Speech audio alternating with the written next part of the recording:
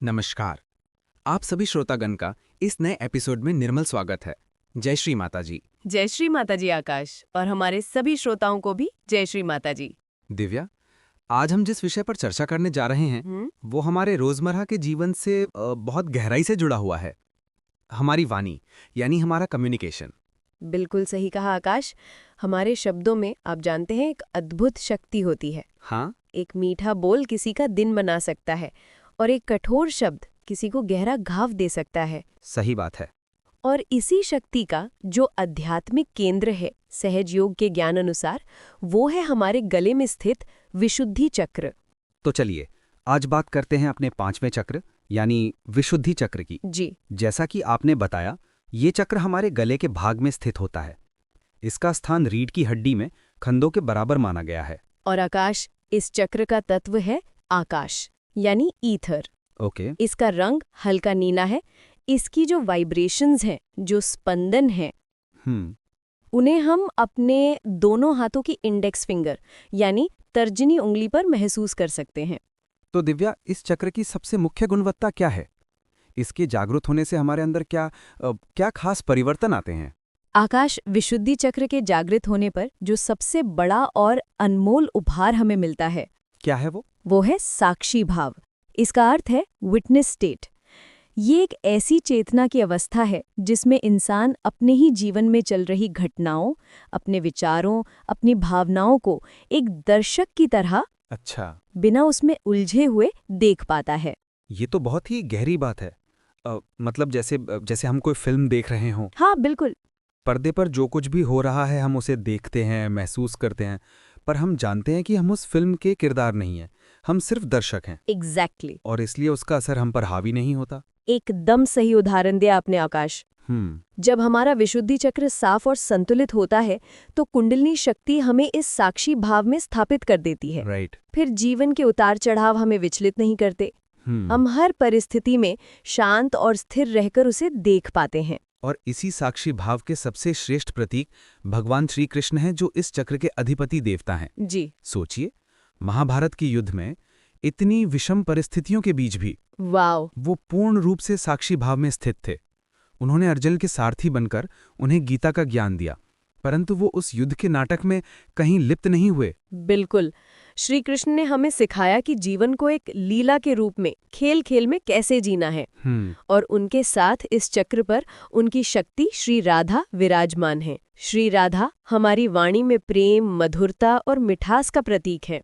तो साक्षी भाव के बाद जी, इस चक्र का दूसरा मुख्य गुण वाणी में मिठास है। जी आकाश, एक शुद्ध विशुद्धि चक्र वाला व्यक्ति बहुत डिप्लोमैटिक होता है। अच्छा। उसकी वाणी में एक स्वाभाविक आकर्षण और मिठास होती है। वो कठोर से कठोर सत्य को भी इतने मधुर ढंग से व्यक्त करता है कि सामने वाले को वो चुभता नहीं, बल्कि समझ आता है। जैसा कि कहा गया है, सत्यम वदेत, हितम वदेत, प्रियम वदेत।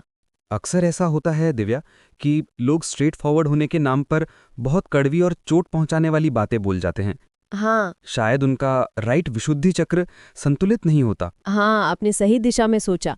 सहज योग में श्री माता जी ने बताया है कि राइट विशुद्धि पर श्री यशोदा माता का स्थान है, जिन्होंने श्री कृष्ण का पालन पोषण किया। ओके। जब ये साइड असंतुलित होता है तो व्यक्ति की वाणी बहुत अग्रेसिव, हावी होने वाली या सार्कास से भरी हो जाती है। उनकी वाणी में मिठास की बजाय गर्मी और अहंकार झलकता है। और लेफ्ट विशुद्धि का क्या, अगर उसमें कोई समस्या हो तो? लेफ्ट विशुद्धि पर श्री विष्णु मैया का स्थान है, जो श्री कृष्ण की बहन थी। अच्छा। ये हिस्सा हमारे आत्मसम्मान यानी सेल्फ एस्टीम से जुड़ा है। जब हम किसी बात को लेकर अपराध बोध या गिल्ट से भर जाते हैं तो हमारा लेफ्ट विशुद्धि चक्र पकड़ता है। अच्छा, मतलब अगर हम किसी पुरानी गलती के लिए बार बार खुद को कोसते रहते हैं या किसी से बात करने में हिचकिचाते हैं, ये सोचते हैं कि शायद हम उतने अच्छे नहीं हैं, बिल्कुल, तो ये लेफ्ट विशुद्धि की समस्या हो सकती है। एकदम सही। ऐसे में व्यक्ति की वाणी में विश्वास की कमी होती है और वो दूसरों को ताने मारने जैसी आदतों का शिकार हो सकता है। श्री माता जी बताती हैं कि अपराध बोध में जीना एक बहुत बड़ा बंधन है। सही है। श्री विष्णु मैया हमें इससे मुक्त करके आत्मसम्मान में स्थापित करती हैं। तो कुल मिलाकर विशुद्धि चक्र हमें एक से अधिक मायनों में एक बेहतर इंसान बनाता है। जी। ये हमें ना सिर्फ एक अच्छा कम्युनिकेटर बनाता है, बल्कि हमें कलेक्टिव यानी सामूहिक बनाता है। बिल्कुल। हमें ये एहसास दिलाता है कि हम सब एक ही हैं। जी, जब हमारा विशुद्धि चक्र खुलता है तो हम व्यक्तिगत लाभ से ऊपर उठकर सामूहिक कल्याण के बारे में सोचते हैं। हमारा व्यक्तित्व इतना प्रिय हो जाता है कि लोग हमसे सहजता से जुड़ते हैं, हमारे रिश्ते अपने आप बेहतर होने लगते हैं। और ये सभी गुण, चाहे वो साक्षी भाव हो, वाणी की मधुरता हो या सामूहिकता का एहसास हो, हाँ, ये हमें सहयोग ध्यान के नियमित अभ्यास से सहज रूप से ही प्राप्त हो जाते हैं। बिल्कुल। जब कुंडलिनी इस चक्र को साफ करके इससे पार होती है तो ये सभी दिव्य गुण हमारे स्वभाव में अपने आप उतरने लगते हैं।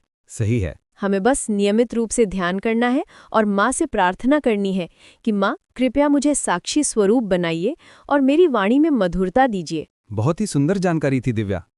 विशुद्धि चक्र सचमुच में मनुष्य के विकास की एक बहुत महत्वपूर्ण कड़ी है। बिल्कुल। जो हमें व्यक्ति से समष्टि तक ले जाती है। निश्चित रूप से आकाश। आशा रखते हैं कि आपको यह जानकारी और टॉपिक अच्छा लगा होगा। अपने विचार और प्रश्न हमें कमेंट्स के जरिए बता सकते हैं। अगले एपिसोड में फिर मिलेंगे एक नए टॉपिक के साथ। तब तक के लिए सभी को जय श्री माता जी। जय श्री माता जी।